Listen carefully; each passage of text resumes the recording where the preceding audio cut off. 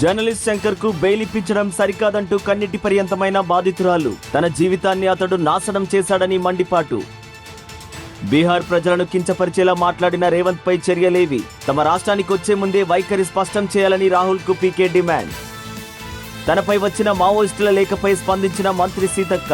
లేఖలు లేని విషయాలను కొన్ని రాజకీయ పార్టీలు, మీడియా సంస్థలు తప్పుగా ప్రచారం చేస్తున్నాయని ఆవేదన.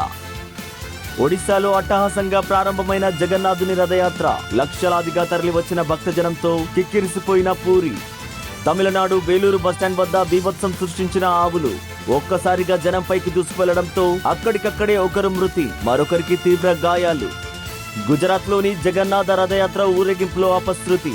నియంత్రణ కోల్పోయి ఏనుగు దూసుకురావడంతో భయంతో పరుగులు తీసిన భక్తులు. తొక్కిసలాట్లో పలువురికి గాయాలు. గుజరాత్ హైకోర్టు వర్చువల్ విచారణలో విస్మయం. టాయిలెట్లో ఉండి హియరింగ్ లో పాల్గొన్న యువకుడు.